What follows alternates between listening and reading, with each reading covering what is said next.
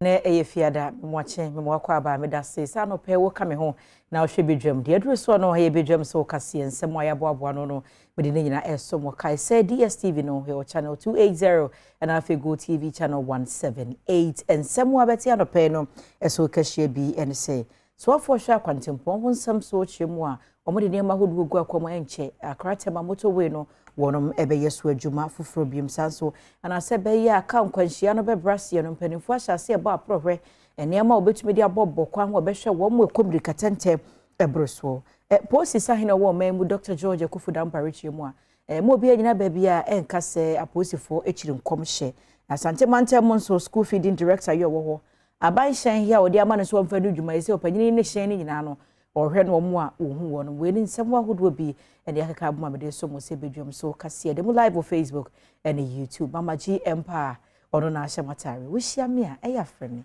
anoche wa ba adwa se wa fentwemu no bere to aso ama so for one on washa kwantempon konsem so wo mayi mo kwasia mo akwata akopie mo e wo mrahye bedwam public account committee no enim na wa bro koye no e na bo mrahye bedwam Kofi Adam se busa no se wo hwe sade motorway mfinhie aduonu mampanimfo yeye na wode to wo se kwan ni a edi abroso afi kwan no so ba bia tutu betwam no na ne wo mutitem enam so kwa matore bia na nkwanhia kodo esi kwan so die nhyehyeye eno no aye so afo wo ya afa no panyini kasa chiemu se omode ne ma hodo agu akwan ma die ho ano baba ya wo mu se adwuma ne ye no ne fiti ase be ye de nanso obehye Ghana fo nyina bo se enche akrate ma motorway no empanimfo be kwaso akwa kofrase aye kwan ne foforo kra. It was supposed to have, a design life of 50 years. It has gone beyond that. So there are plans to reconstruct the entire motorway, the 19.5 kilometer motorway. Enwachi ena dwom training di mabedwakuo no James Kluchi Aveji kire se aban ade akwan ho contract bebre ama enwumaku ahodo se wonye nanso ase dwumadie no ekonya ya eno so ha dwene yie pa eno ena so afo no eyi ano se enema bebre ne kabomu a ekofa saa ohaw yi ba nemu emu ba kopa ene se telebia na aban sika ese wode ma contractors na otumi eya kwan no ntempa so no na akoyi bibia wo ho no nanso free se MPP amanyoko yi eba yi wo mu etua bebre ka wogidi se enchakura ya kamu bia ode bema won na afi wo mu asan akohye wonwuma sibio. In a rate, government is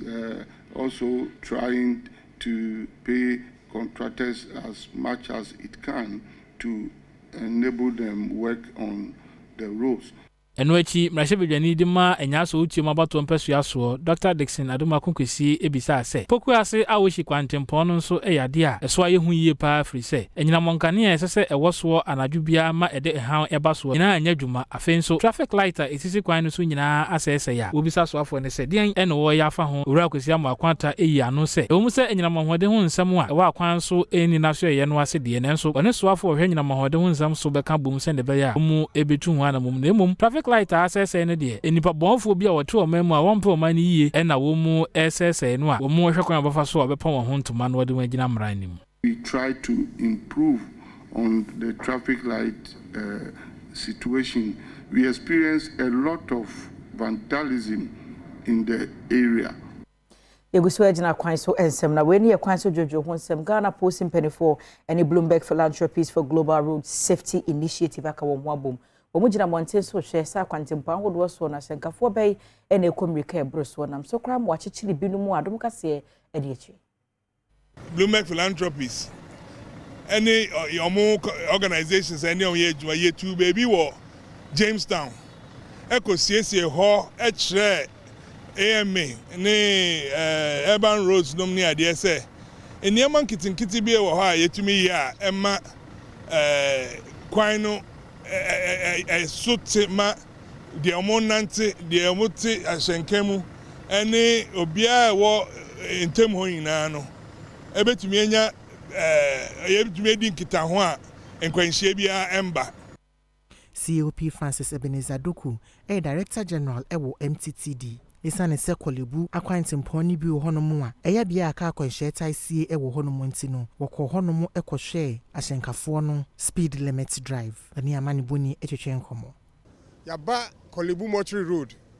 si ye behwe se de a driver for esika wo mu hye efa especially say efa speed a omo ko wo kwan so akra ha no ye wo akwan be numu a akwanhia taasi wo ho pa isan america tentemu a driver no drivers no ko nti ene ye chusu Kolebu Mortuary Road ye duru ha be ye no wotwe menu ka say ya chi cars be ye dunan a ya mawo mu court cheat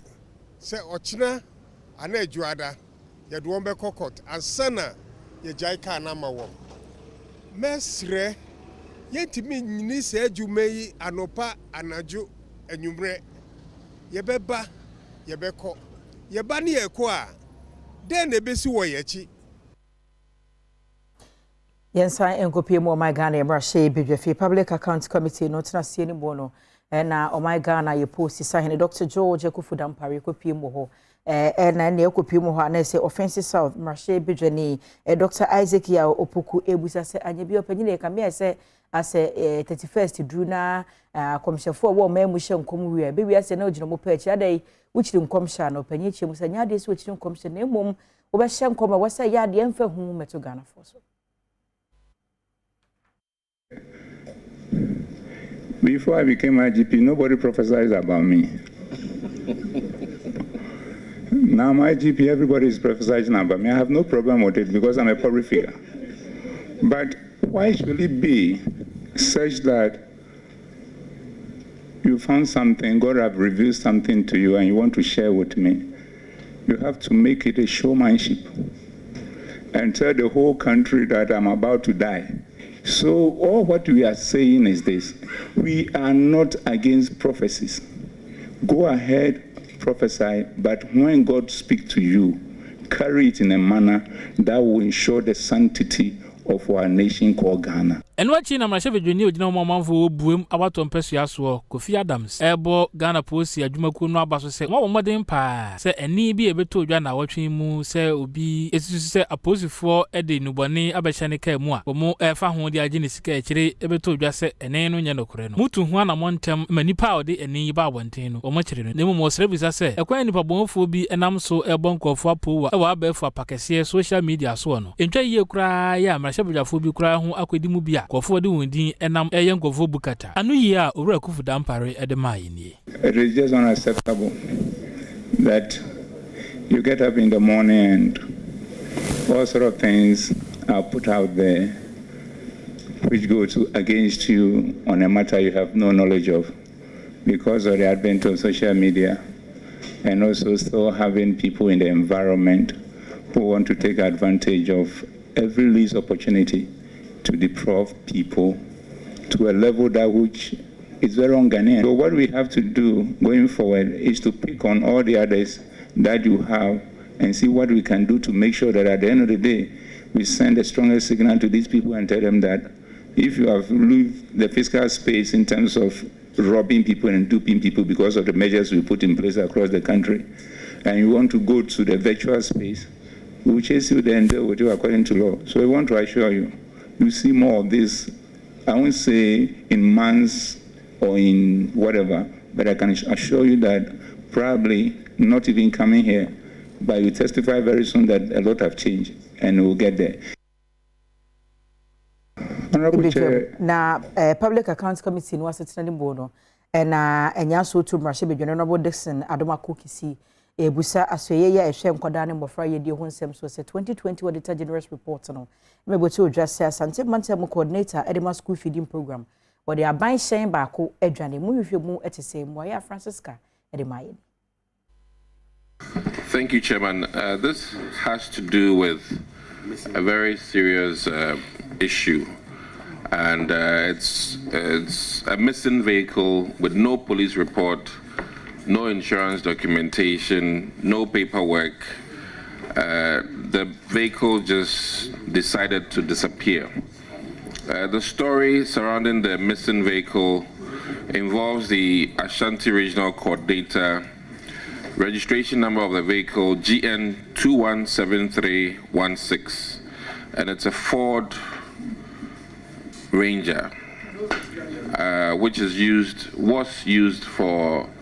work related to school feeding. What we need to know today is, one, has there been an established police report? And if not so, the recommendation was that the vehicle should be replaced by the Ashanti Regional Coordinator. Thank you very much, Mr. Chairman. Mr. Chairman, this particular vehicle that is missing, there is a police report. Yes, there is a police report and an insurance as well.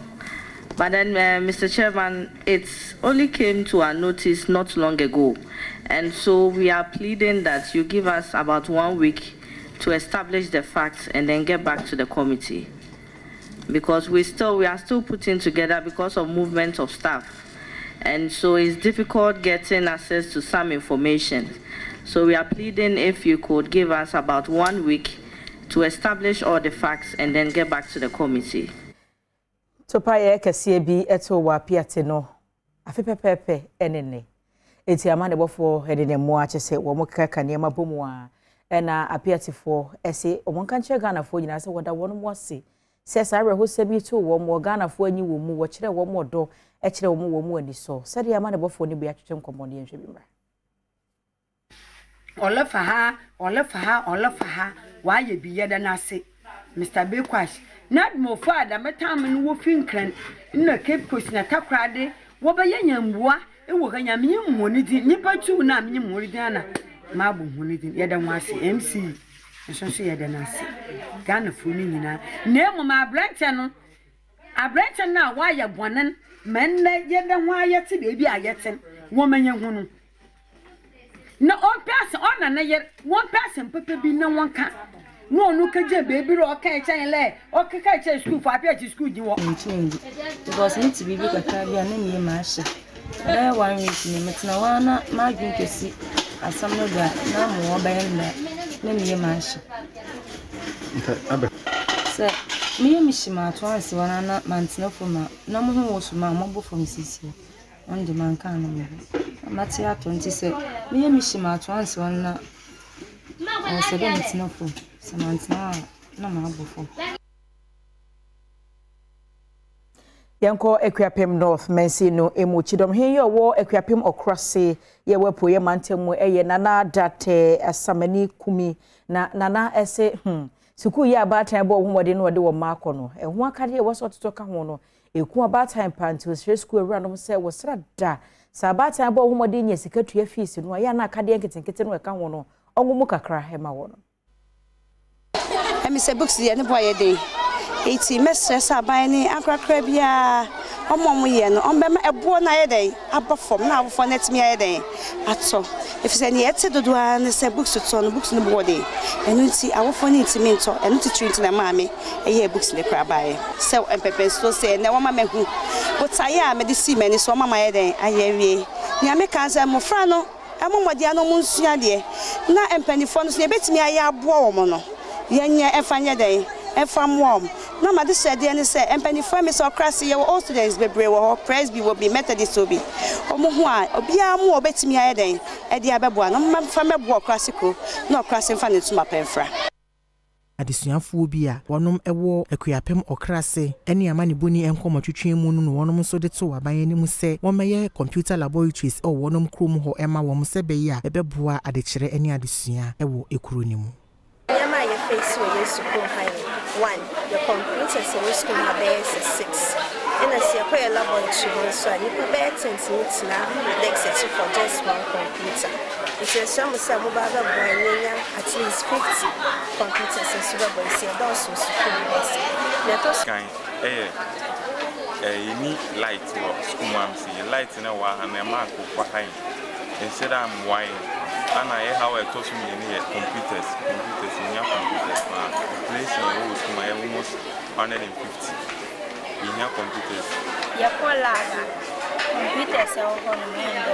Ye frɛ po ye mantem ne nkwa asante mantem no emu ni wekrofom ye no ben anwea so e wadanse aso kwa mensi no emu na enaka ye bi bekɔ so Nyankopɔn ye adom ɔkyena we ye sɔfo kwanche Job na yie na wi ase abusua kwa ye posters no na ne nua panyini mum ena ni picture eda poster no so mo de akotetare no ye pastor Emmanuel Demavi Edunti asofo yima se aye no nyama so se abusua panyine ntimi anhwe hu ni se emfonyi ne nyono a na akoteta abonten a ene aye no watu ahyeda ye kan so no nyame no kre minim de enti aba madwunto me sa de no ti madwunya se ewade boye ne a mama mo bosom baako minim me papa no amom bosom baako se bosa bosom baako na ye de ahye no yenso de bom pa yesre ruade se bi sunsuma na omo ye didi mpo a na yase no na so matima asie omu emu ntompre mo nya yie no da bi eye nanka ye da ben eye nyambo a wakimfi mimini ya no mo yayi no abusapeni nso ni nkomo ne misa abusapeni ne se edi enti eno amfa ne nua no picture anya poster okofa asofo idie akoye poster ya ede asem abai owu ye no yakohwehwe ne nema na menya asafo ne no ya me koye picture so pacho meni adwene bia asa so for kwa me kura mennim no kura mpoda nye nne ya mba ya mbe hunu na ka mennim no sisi ya yeni granto na de ba so osete so mai osomba akọ nti tese yakofa ho adwene na se ne yebesa komo o mai wo chena na ke kwa akuyi yakofa ho ye ho adwene mo so mbesa de e de wa mantena de aka ho a yena nanu watrankonya ani mpanifo bi no wakọ bia mu so eni nkomo de misa nanam se sade ya esi eyamusio ana se ebi esi ewiase eda obi ewe na obi otiase kofa ni picture de akwa obi de owe picture de minti bi de bi sunsu sida nti eyamusio ana ani yesu kwa ebehwe se eye no onye se be yankofa basa wase bi ama edas the poster no the picture ko poster mi kunu na me na wo miensa ade tra wo buafu sa de ta man buafu de ade o mi ba wiase mi nti bi da ena no mi bisa mpanifo mo nyinyina so ba wiase mo nti bi da de o ma ti bi da ne se ebi a ye de obi funa kwato mo chi de obi akwa akoye se di nsisan da se de obi foto kwaye obi a wawo ayi de mi nti bi da poster de mi nti bi da no ntina man buafu no me ma no so o ma so o de mi nti mi hwe wo mo Meeting at the Isaac K. Nomenyo Adom Kasiye.